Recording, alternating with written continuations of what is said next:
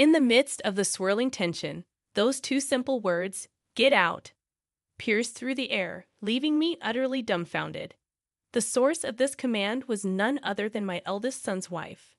The echoes of a similar expulsion I have faced when leaving my parents' home many years ago reverberated in my mind. A sudden surge of anger welled up within me at the thought of being driven out of yet another home.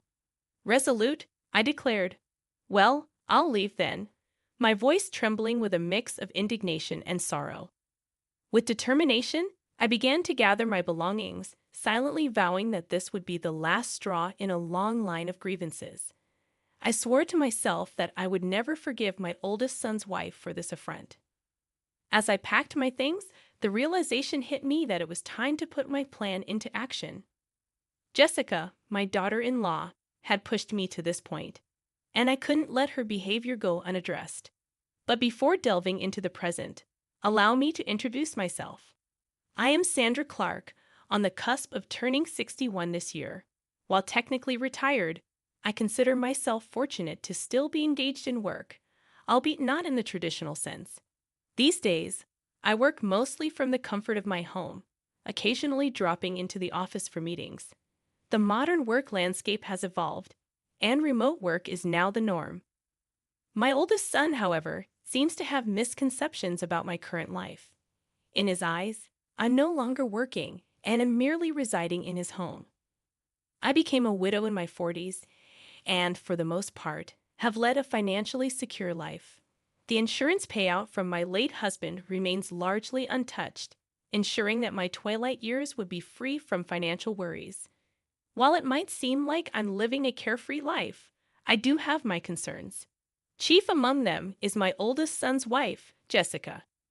She possesses a strong-willed personality and frequently finds herself at odds with me.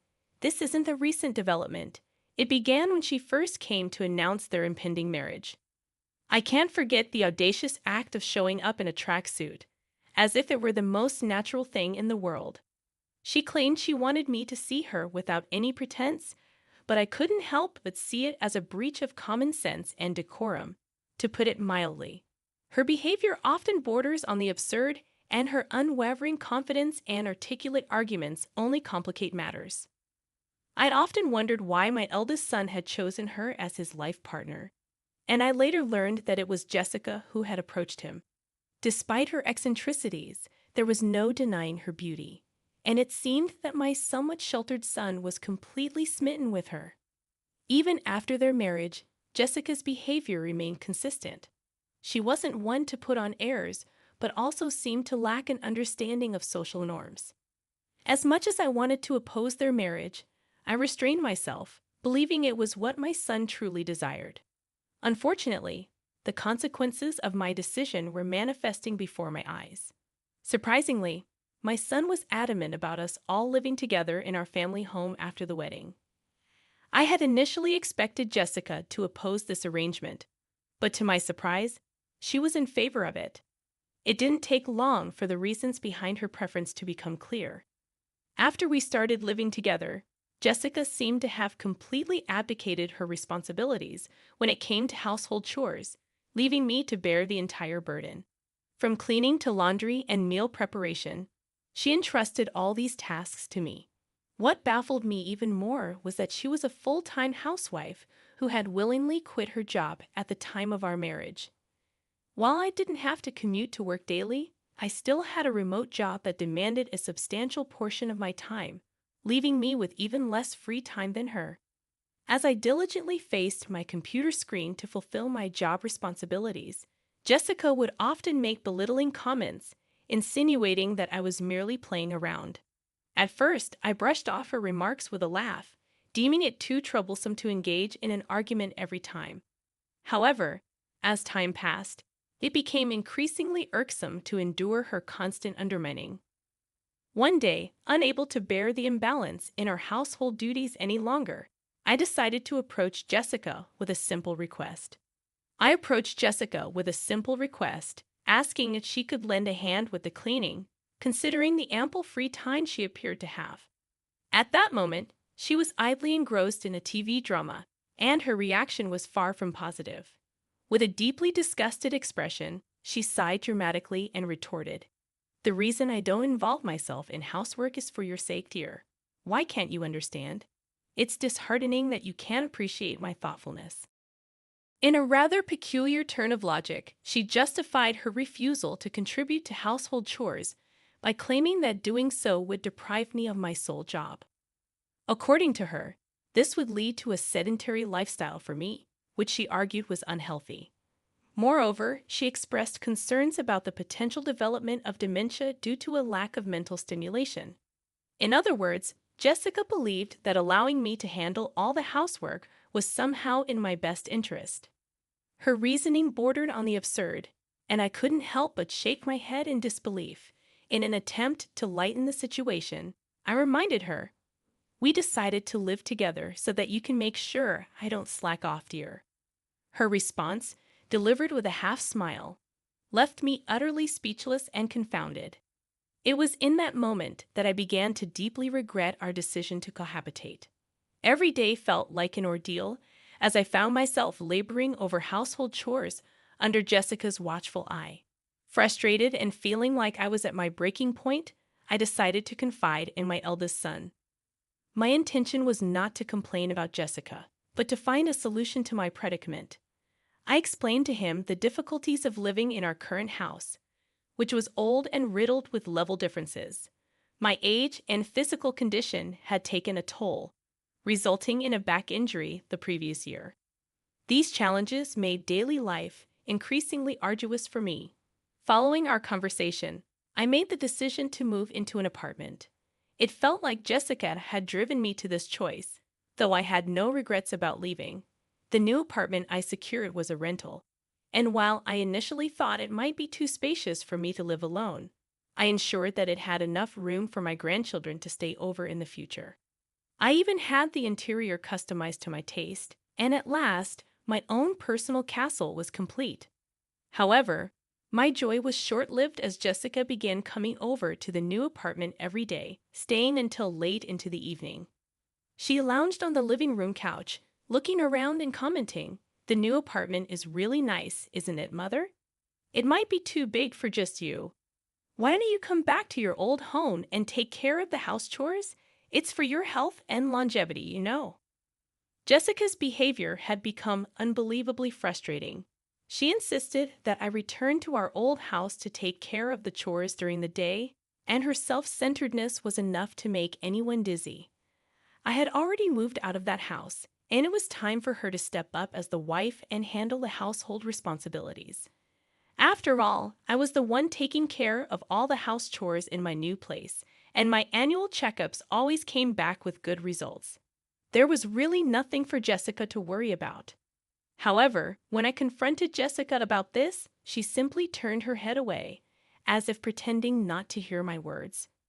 It was her usual strategy to ignore anything that was inconvenient for her. Yet, even after this confrontation, Jessica continued to visit my apartment regularly. Just the other day, she casually mentioned that going back to the old house was too much of a hassle, and ended up staying the night. My parents' home and my apartment were conveniently located just a 15-minute walk apart, and it was my eldest son who had suggested I live near my parents' home. He was concerned about me and thought it would be better for me to be closer to them. While his concern touched me, it also made me a little sad to leave the house where I had spent so many years. One day, when I had been out on a rare business-related outing and returned in the evening, I was in for a surprise. To my disbelief, Jessica had let herself into my apartment using the spare key I had given to my son without telling me. "Oh, welcome back," she said, lying on the floor in front of the TV, not even bothering to get up. I was taken aback and felt uncomfortable knowing that she had been in my apartment while I was away. I told her sternly, "Jessica, that spare key is meant to be used in emergencies, not for you to let yourself in when I'm not home." It was the first time I had firmly asserted myself with her. She seemed surprised because I was usually quick to forget my anger, but this time I held my ground. Her response was less than pleasant. "You really are a stingy mother-in-law," she yelled at me. "I can't stand that about you, and I can't stand anything about you. Not even this apartment. We're a family, so you should leave. She tried to usher me out the front door. It became clear that Jessica couldn't stand the thought of me living in this apartment. She was upset that her family was living in the old house while I occupied this place. According to her, it was unfair that the rent for this apartment was being paid by my son James. She believed that it wouldn't be strange for us as his family to live here. In her mind, it was a matter of living within our means. Jessica's perspective helped me understand why she was constantly showing up at my apartment. She believed that this apartment should have been a place for her family to live, and she was not shy about expressing her displeasure. In the end, I decided to agree with her demands. "All right, I will leave," I retorted, staring her down. I promised to move my belongings out within 3 days. Jessica, still skeptical, demanded that I call the moving company right there in front of her. I didn't waste a moment and immediately called a moving service from my smartphone, scheduling them to come in 2 days. As Jessica left satisfied with the resolution, I watched her retreating figure and began formulating a plan for my new life in a senior-specific apartment. It was time for a fresh start and a peaceful living environment. After much contemplation, I made the decision to embark on a 2-week trial of a significant change in my life. It involved the rather unsettling task of handing over both the keys to my cherished apartment and the accompanying lease documents to Jessica, all in the hopes of initiating a contractual alteration through the mediation of our trusty real estate agent, who would ultimately convey our request to the landlord. Fortunately, my history with the landlord spanned many years, and this long-standing relationship proved to be the beacon of flexibility and understanding I had been hoping for during this tumultuous period. Their willingness to accommodate our requested changes in such a congenial manner was, to say the least, an immense relief to me. However, my eldest son, whose emotions were running high and his patience dwindling, was not as pleased with this development. In fact, he was furious with Jessica for what he perceived as her kicking me out of our beloved apartment. The strain in their relationship had reached a point where he was seriously contemplating divorce. Oddly enough, though Jessica appeared unperturbed by his inner turmoil, displaying a surprising level of indifference. On the contrary, she seemed to have embraced the idea of living alone in our apartment and boldly declared her desire for us to live separately. I couldn't help but marvel at her audacity in the face of such a complex and emotional situation. However, what Jessica did not know was that in a mere 5 days, she would come face to face with the truth, and it would change everything. As I continued with my remote work, my phone began to ring incessantly. The caller ID displayed Jessica's name, and I had been eagerly anticipating this moment. I had a recorder ready and waiting to document the impending conversation. Calmly, I pressed the record button and answered the call. "Excuse me, Mother." Jessica's voice rang out. "What's the deal with the rent for this apartment? Why do I have to pay it? This isn't right." Jessica's words triggered a relentless tirade, and it was evident that she was thoroughly flustered. I decided to maintain my composure and respond deliberately. "Oh, but Jessica, aren't you the current leaseholder? It's only right that you should pay. Is there a problem?" My tone was calculated, designed to provoke and annoy Jessica further. To my amusement, the flustered Jessica seemed to become even more agitated. "But didn't James used to pay the rent here? We're not even divorced yet, so shouldn't James pay it?" she retorted. At this point, it was clear that Jessica was desperately trying to shift the financial responsibility onto my eldest son's shoulders. In reality, there was never a time when my son had contributed to the rent. In fact, I had been discreetly providing him with financial support all along. Even after retiring from my job, I continued to work as a consultant for the same company and earned a substantial salary. Additionally, I had taken on advisory roles in the industry, offering my expertise and earning a respectable income based on my well-established reputation. It was safe to say that my earnings far surpassed those of my eldest son. While I had been keeping my financial support a well-guarded secret, it was time for the truth to come to light. "So, Jessica, it's a misunderstanding on your part. I calmly explained. Originally, I was the one paying the rent for that place. I didn't make James pay a dime. The revelation left Jessica in a state of shock, her grand plans of independent living in our new apartment crumbling before her eyes. She managed to utter a few more words before abruptly ending the call. Immediately, I contacted my eldest son and allowed him to listen to the recorded conversation. His exhaustion from repaying Jessica's mounting debts was palpable, and I understood the burden he was carrying. As a parent, it was only natural for me to extend a helping hand, even if others deemed me too lenient. My son responded softly, "I'll divorce her. I'm tired too." And with that admission, our journey toward addressing this challenging chapter in our lives began in earnest. Guided by a newfound sense of resolve and unity, I sat down with my son, sharing my intricate plan and providing him with a set of detailed instructions. It was crucial that he followed these steps to the letter, and I needed him to understand the gravity of the situation. My first request was for him to take a leave of absence from work, spanning approximately 3 days starting from today. This would be the initial phase of our carefully orchestrated strategy. With a hushed tone and a stern look, I directed him to execute the most crucial aspect of the plan: the discreet removal of his essential belongings from the house. It was imperative that he accomplish this without alerting Jessica, his soon-to-be ex-wife, to our intentions. I emphasized the importance of keeping this operation under the radar, ensuring that no large moving trucks or suspicious activities would draw her attention, potentially causing complications. My instructions also included a specific timeline. I advised my son to gradually move his possessions during the cover of nightfall. The destination for these crucial items was carefully chosen, a single-family home hidden from Jessica's knowledge.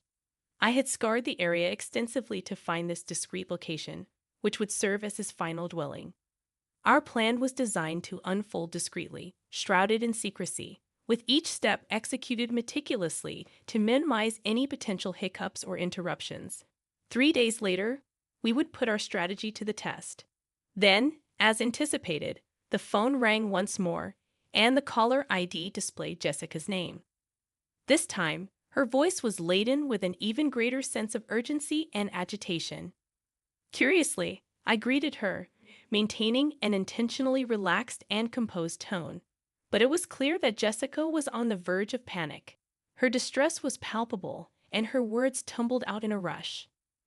"Mother, our house is up for sale, and I received a call from my parents. They informed me that my belongings have arrived at their house. What does this mean?" It became apparent that my eldest son had followed through with my instructions precisely. He had relocated Jessica's possessions to her parents' house and listed the house they once shared for sale, leaving it empty. The landlord had promptly issued an ultimatum, stating that if the rent remained unpaid, Jessica would need to vacate the premises. The situation had escalated quickly, and Jessica was now in a state of near hysteria. With a sense of finality in my voice, I responded, "Jessica, there are a few things I want to correct." The time had come to address all the pent-up frustration and grievances that had accumulated over time. "Firstly, I am no longer your mother-in-law," I asserted firmly. "Yesterday, James filed for divorce. As you signed the papers, didn't you?" The divorce had been a long time coming, primarily because of Jessica's habit of using divorce as a weapon to manipulate my eldest son. I explained that my son had signed the divorce papers and officially submitted them to the city office. It was a bold step given his deep love for Jessica when they initially married. However, he had come to realize that her constant threat of divorce was an unhealthy pattern, one that had left him with no alternative. "The divorce papers have been formally accepted," I added, emphasizing the irrevocable nature of the situation. "You always said to James that you could divorce any time. Aren't you satisfied now that things have gone your way?" My voice was calm, but the tension hung in the air. On the other end of the line, Jessica seemed to be holding her breath, searching for words to respond. Frustration must have been coursing through her veins as she was unable to articulate a retort. Moreover, I couldn't help but express genuine concern for her post-divorce prospects. I pointed out the practical challenges she would face, including her financial situation and the costs associated with relocation. How did you even manage to pay this amount? I inquired, genuinely surprised. Jessica's frustration was no longer concealed. It erupted into a tirade of anger and curses directed at me. In that moment, it was clear that our carefully orchestrated plan had unfolded precisely as intended, though the repercussions were unfolding in ways that no one could have predicted. She spoke of her union with my son in a manner that was nothing short of confounding. According to her, the marriage was a consequence of her late husband's inheritance, which she asserted was now under her stewardship. In a tone that pierced the air, she vehemently declared her inability to so much as budge a single penny from this newfound wealth. It was as if she had been bound by some invisible financial straitjacket. The anguished cry that followed was a stark contrast to her earlier tone. Her grievances flowed freely as she lamented the unfortunate turn of events. It was evident that her matrimonial ties had been forged under the weight of insurmountable debts. I chose not to intervene, allowing my son to eavesdrop on this exchange, understanding that it might serve as valuable evidence in case of a future divorce. As Jessica's tirade continued, I patiently waited for it to run its course, a task that demanded significant endurance. For approximately a quarter of an hour, she ranted unabated, her words like a storm of frustration and discontent. Then something shifted. The tone of her voice softened, and the anger that had once consumed her gave way to desperate pleas. She confided in me, revealing her disconnection from her own family, who had disowned her due to her profligate spending and borrowing habits. Tearfully, she begged for assistance, her voice quivering with vulnerability. As I listened, I couldn't help but feel a pang of sympathy for her, though I remained steadfast in my resolve to view her predicament as a consequence of her actions. Apologies and regrets, it seemed, held little sway over our relationship now. We were, after all, strangers, and there was little more to be said. With a curt farewell, I ended the conversation, finally exhaling a sigh of relief. However, the drama did not end there. My eldest son later informed me that Jessica had caused a scene at his workplace, leading to the involvement of law enforcement. Upon returning home, he discovered that she had been forcibly locked out of their shared apartment, with the landlord having changed the locks during her absence. It appeared that she had been attempting to reach us, but we had preemptively disconnected our phones and changed our numbers. Jessica's desperation must have been palpable when she found herself unable to communicate with us. She was left with no choice but to turn to her estranged family for help. However, her return home was met with a cold reception, as her family had left her belongings, which I had sent to them, exposed to the elements in the backyard. Adding insult to injury, the unpaid rent for her apartment had been billed to her parents, further stoking their anger. Rumors began to circulate that Jessica had found refuge in an apartment provided by an organization that supported the homeless. The stark change in her circumstances became evident when I crossed paths with her on the street. Her once vibrant hair had turned a ghostly white, and her skin had lost its luster, a testament to the stress she had endured. Observing her transformation underscored how profoundly living conditions could impact a person's well-being. It was a stark reminder of the consequences of one's choices. As for me, I had settled into a new life in a house purchased with my late husband's inheritance. It was a duplex, ensuring that my son could remarry should he choose to do so. We shared meals, but otherwise, he managed his affairs independently. The money for the sale of my parents' home was carefully preserved for future needs, earmarked for my son and his prospective wife, and of course, any future grandchildren. In the tranquility of my new abode, I nurtured an English garden, a long-held dream. On days when work did not demand my attention, I would tend to the yew trees and herbs, finding solace and purpose in their growth. This new life, brimming with hope, had become my daily routine, a testament to the resilience of the human spirit and the possibility of renewal.